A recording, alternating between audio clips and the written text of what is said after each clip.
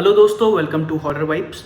आप में से कई लोगों ने पोल किया कि मैं ऑडियो से रिलेटेड वीडियो बनाऊं, तो अब मेरी जितनी भी वीडियोस आएंगी वो सिर्फ ऑडियो से रिलेटेड आएंगी। वीडियो शुरू करने से पहले मैं आपको बता दूं कि अगर आपके साथ भी कोई ऐसी घटना घटी हो तो आप मुझे मेरे इंस्टाग्राम पे मैसेज कर सकते हैं। मैं इंस्टाग्राम का लिंक अपने डिस्क्रिप्शन बॉक्स में दे दूंगा। और आज की जो मैं घटनाएँ आपको बताने वाला हूँ, ये घटनाएँ हैं आंध्र प्रदेश की। और अगर आप मेरे चैनल पर नए हैं तो हॉरर स्टोरीज सुनने के लिए आप मेरे चैनल को सब्सक्राइब कर सकते हैं। तो ज़्यादा टाइम न लेते हुए वीडियो को शुरू करते हैं और खो जाते हैं अंधेरों में। आज जो पहली घटना मैं आपको बताने वाला हूँ, ये घटना मुझे प्रशांत जी ने आंध्र प्रदेश से भेजी है। अब आगे की घटना मैं आपको प्रशांत जी के नज़रिए से बताऊँगा। मेरा नाम प्रशांत है और ये घटना मेरे और मेरी छोटी बहन पूजा के साथ घटी थी। मैं आंध्र प्रदेश के एक गांव का रहने वाला हूँ और मेरे घर में मेरे पिताजी, मेरी दादी, मेरी छोटी बहन और मेरी माँ है। मैं और मेरी छोटी बहन हम दोनों लोग शहर में कॉलेज में पढ़ते हैं। ये घटना हम दोनों के साथ 2014 में घटी थी। मेरे गांव से हमारे कॉलेज काफ़ी दूरी पर है।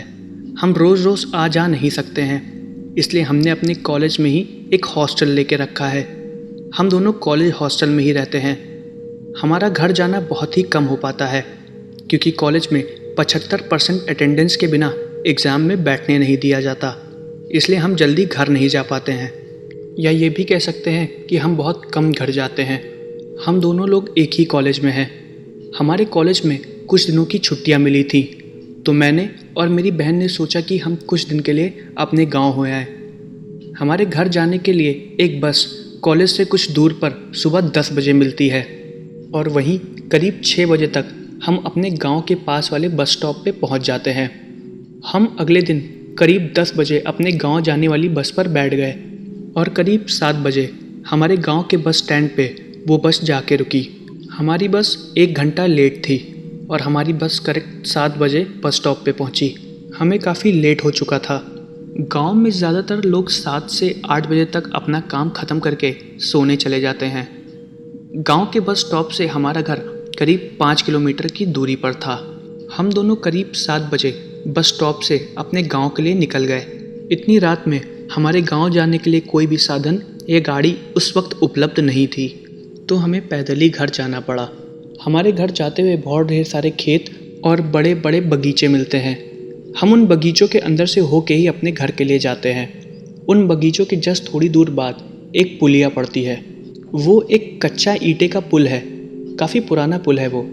हम उस बाग के अंदर से गुजर रहे थे और उसके तुरंत ही बाद वो पुलिया पड़ने वाली थी। वहाँ से हमको एक बैलगाड़ी दिखाई दी। मैंने जंगल के अंदर से ही उस बैलगाड़ी वाले को आवाज़ दी, लेकिन उसने हमारी आवाज़ नहीं सुनी और वो वहाँ से चलता चला गया। उसके ऊपर एक दुबला पतला आदमी बैठा हुआ था और बैलगाड़ी के पीछे कुछ कटे हुए लकड़ी के टुकड़े पड़े हुए थे। मैंने काफ़ी देर तक उसको बुलाया, लेकिन उसने मेरी आवाज़ नहीं सुनी। मैं इतनी ज़ोर से चिल्ला रहा था कि पूरे जंगल में मेरी आवाज़ गूंज रही थी, लेकिन उसको मेरी आवाज़ नहीं सुनाई दी। मैं भागते हुए उस पुल तक गया, लेकिन वो अचानक से वहाँ से गायब हो गया। ये बहुत ताज्जुब की बात थी, लेकिन 30 सेकंड में वो पूरी बैलगाड़ी कहाँ गायब हो गई, किसी को कुछ भी नहीं पता चला। हमको पूरे रास्ते घर पैदल ही जाना पड़ा। हमको घर पहुँचते पहुँचते करीब रात के 9 बज चुके थे। हमारे इतना लेट पहुँचने पर पिताजी ने हमको बहुत डांटा और बोला कि हमको रात के टाइम में नहीं आना चाहिए था। मैंने उनको बताया कि हम तो जल्दी पहुंच जाते, लेकिन रात में हमको कोई भी साधन नहीं मिला। फिर हमने उनको बताया कि हमको पुलिया के पास गांव की तरफ आती हुई एक बैलगाड़ी भी दिखी थी। हमने उसको रोकने की बहुत कोशिश की, लेकिन वो नहीं रुकी और मैं जब तक भागते हुए उस पुलिया के पास पहुंचा, वो बैलगाड़ी वहाँ से गायब हो चुकी थी।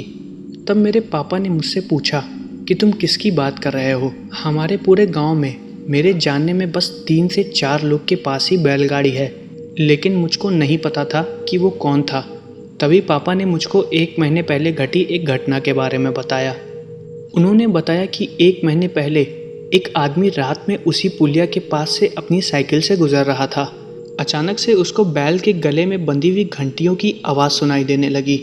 उसने जब साइकिल रोकी तो उसने चारों तरफ देखा, लेकिन उसको वहाँ पर कुछ भी नहीं दिखाई दे रहा था।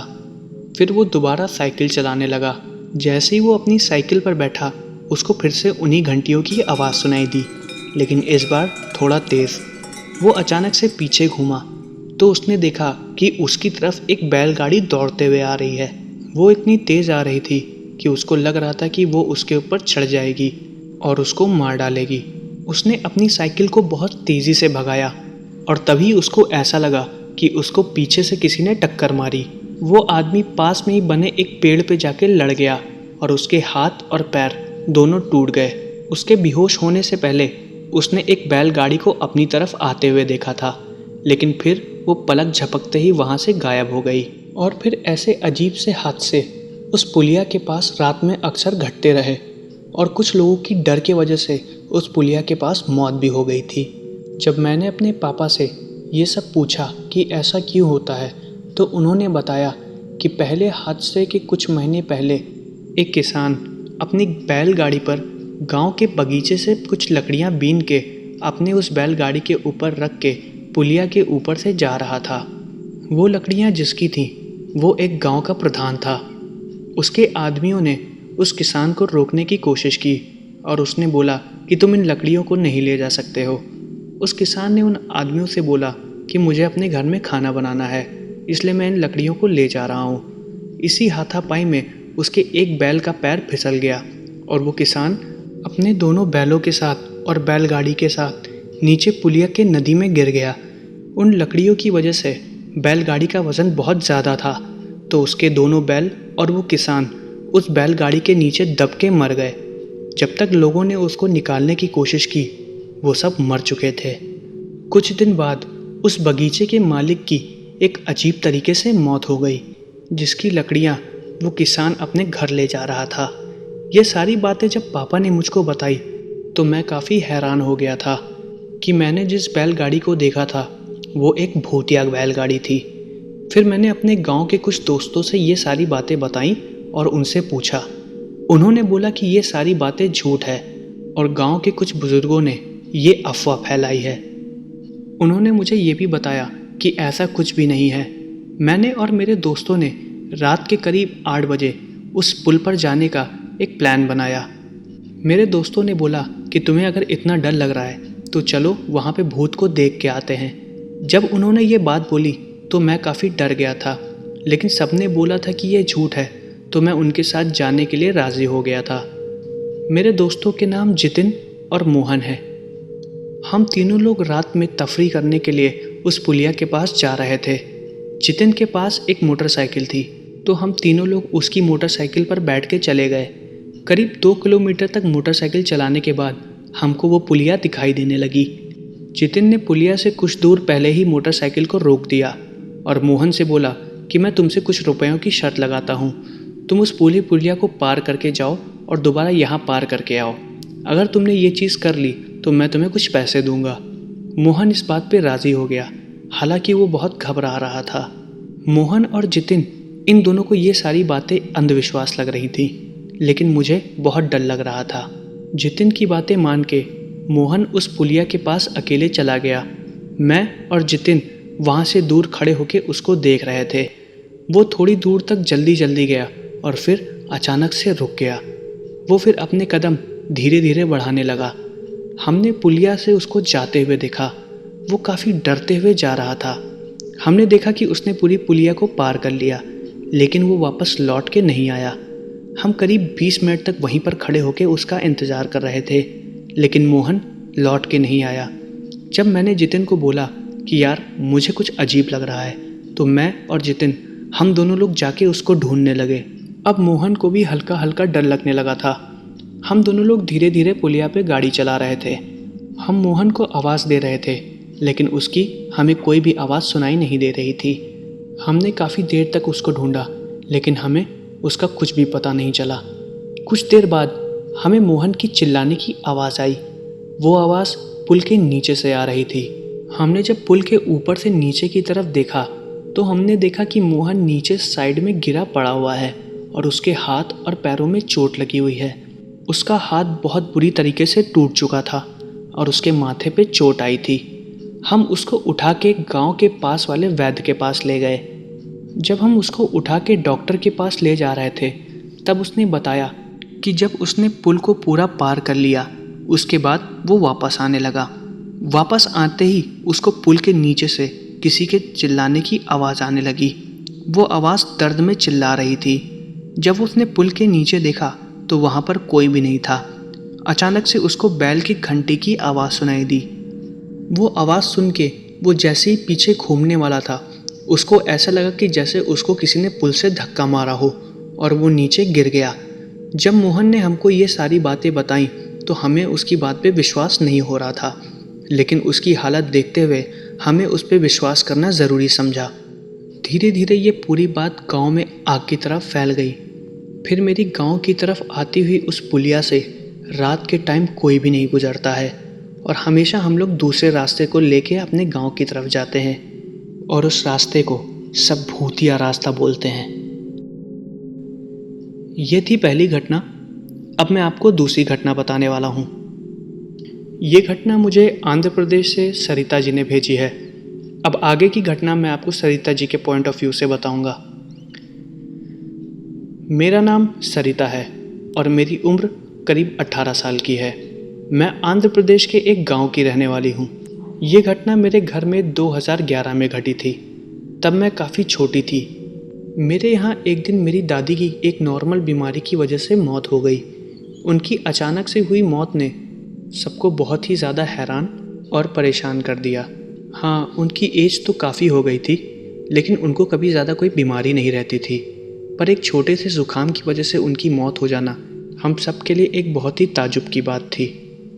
उनका दाह संस्कार करने के बाद कुछ दिनों तक काफ़ी सब कुछ शांत रहा। हम सब एकदम शांत थे।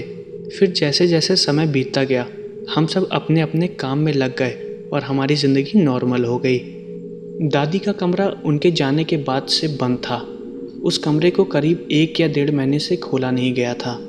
उनके कमरे में उनके सारे सामान जैसे कपड़े और उनके पुराने जेवर और पूजा का मंदिर बना हुआ था।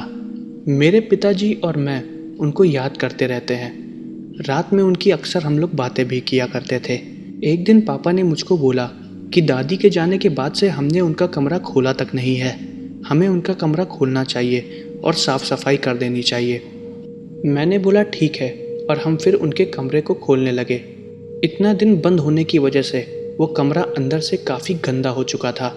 हम जब उस कमरे के अंदर गए, उसके अंदर उनका सारा सामान बिखरा पड़ा हुआ था और काफ़ी धूल मिट्टी घुस गई थी। हमने सारे कपड़ों को सही जगह रखा और साफ़ सफाई की और उनके मंदिर को भी साफ़ किया। दादी अक्सर अपने कमरे में बहुत साफ़ सफाई रखती थी और अपना हर सामान सही जगह पे रखती थी, लेकिन उस दिन वो कमरा काफ़ी उथल पुथल था। हमने ज़्यादा ध्यान भी नहीं दिया और हम दोनों ने मिलके उनके कमरे की साफ़ सफाई भी कर दी। दादी को गए हुए 13 दिन से ज़्यादा हो गए थे। पापा ने मुझको बोला कि मैं जाके दादी के कमरे में सो जाऊं, लेकिन मुझको उनके कमरे में सोने का बिल्कुल भी मन नहीं था क्योंकि मुझको बहुत अजीब लग रहा था। लेकिन मैं जाके सो गई। उनका कमरा ज़्यादा बड़ा नहीं था। उनके कमरे में एक बेड, उनकी चेयर जिस पे वो बैठा करती थी और एक लंबी सी अलमारी थी और कुछ सामान रखे हुए थे। करीब 8 बजे मैं जग रही थी। उसके बाद मैं सो गई। उसके बाद रात के करीब 11 बज रहे थे। मुझको कुछ अजीब सी आवाज़ सुनाई देने लगी। वो आवाज़ ऐसी थी जैसे कि कोई चेयर ज़मीन से खिसका रहा हो। वो कुर्सी ज़मीन पर घिस रही थी और वो घिसने की आवाज़ मेरे कानों में पड़ रही थी। वो बहुत अजीब सी आवाज़ थी। वो कुर्सी अंधेरे में अपने आप हिल रही थी। मैं नींद में थी, लेकिन मेरी आंखें हल्की पुल्की खुली हुई थी। मैं साफ साफ देख रही थी कि वो कुर्सी घिसते हुए कमरे के कोने में जा रही थी और उस कोने में बहुत ही ज़्यादा अंधेरा था। मेरी मुंह से आवाज़ तक नहीं निकल रही थी, लेकिन मैं जैसी ही उठी मैंने देखा कि वो कुर्सी कमरे के कोने में रखी हुई है। ये बहुत ताज्जुब की बात थी, लेकिन मेरे सोने से पहले वो कुर्सी मेरे बेड के पास रखी हुई थी और कमरे का दरवाज़ा अंदर से बंद था, तो किसी के भी अंदर आने का सवाल ही नहीं होता है। मैं काफ़ी डर गई थी और इस वजह से मैं पूरी रात नहीं सो पाई। मैंने अगले दिन पापा और मम्मी को ये बातें बताई। उनको लगा कि शायद ये सब मेरा वहम है और मेरी बात पर विश्वास नहीं कर रहे थे, लेकिन पापा ने मुझसे बोला कि अब मैं उनके कमरे में सो जाऊंगी और पापा रात में दादी के कमरे में सो जाया करेंगे। वो रात पापा दादी के कमरे में सो रहे थे। अगले दिन सुबह जब हम सब साथ में चाय पी रहे थे तो पापा ने हमको उनके साथ रात में घटी एक घटना बताई। उनकी इस घटना को सुन के हम सब काफ़ी चौंक गए थे। जब हमने उनसे पूछा तो उन्होंने हमको बताया कि वो जब रात में सो रहे थे तो करीब रात के 12 बजे उनको किसी की आवाज़ सुनाई दी। उनको लगा कि दादी की कुर्सी पर कोई बैठा हुआ है और वो कुर्सी पिछली रात से उसी कोने में रखी हुई थी। खिड़की से थोड़ी बहुत रोशनी आ रही थी। वो थोड़ी नींद में थे। उन्होंने देखा कि दादी अपनी कुर्सी पर बैठी हुई हैं और वो सोते हुए पापा को देख रही हैं। पापा ने साफ साफ देखा कि दादी कुर्सी पर बैठ के उनकी आंखों में झांक के देख रही हैं। पापा भी उनकी आंखों में देख रहे थे, लेकिन उनके मुंह से एक भी शब्द नहीं निकला। उन्होंने बोलने की बहुत कोशिश की, लेकिन वो बोल ही नहीं पा रहे थे। उनके हाथ पैर अपने आप जम गए थे, लेकिन तभी कुछ देर बाद उनके हाथ पैर अपने आप हिलने लगे और वो अचानक से बिस्तर से उठ गए। उन्होंने ठीक से जब कमरे में देखा तो वहाँ पर कोई भी नहीं था। उनको लगा कि शायद ये सब उनका वहम है और उन्होंने कोई अजीब सा सपना देखा है। वो दोबारा सो गए और रात के करीब 2 बजे उनकी नींद अचानक से खुली। उन्होंने अपना मुंह दरवाजे की तरफ किया हुआ था और वो दीवार की तरफ पीट करके सो रहे थे। उनको लगा कि उनके बिस्तर पे आके कोई बैठा हुआ है और उनके सर को सहला रहा है। वो इतने डर गए थे कि उनकी पीछे घूमने की हिम्मत तक नहीं हुई। वो चीज़ बस उनका सर सहला रही थी और तभी उनको दादी की आवाज़ सुनाई दी और उन्होंने साफ साफ बोला, बेटा, अवतार, अवतार बेटा। ये सुन के पापा काफ़ी ज़्यादा डर गए थे। दादी की आवाज़ सुन के ऐसा लगा जैसे वो पापा के पीछे बैठी हुई हैं। वो अचानक से पीछे घूमे, लेकिन वहाँ कोई भी नहीं था। उनकी नींद अचानक से टूटी और उनको ये भी नहीं पता था कि वो कोई सपना देख रहे थे या उनके साथ जो भी घटा वो सच था। वो पूरी रात नहीं सो पाए और सुबह होते ही उन्होंने उस पंडित जी को बुलाया जिन्होंने हमारे यहाँ पूजा कराई थी। पंडित जी ने पापा की बात को बहुत गौर से सुना और उन्होंने पापा को ये बताया कि दादी के पुराने सामान और जितने भी पुरानी चीज़ें हैं उनको भी इस घर से बाहर निकालना पड़ेगा। उनकी आत्मा उन चीज़ों से जुड़ी हुई है और वो उन सब चीज़ों से काफ़ी ज़्यादा मोह करती हैं। उनके कपड़ों को या तो आप लोग जला दो या फिर किसी गरीब को दान कर दो। पंडित जी ने पापा को जैसा जैसा बताया उन्होंने वैसा ही किया।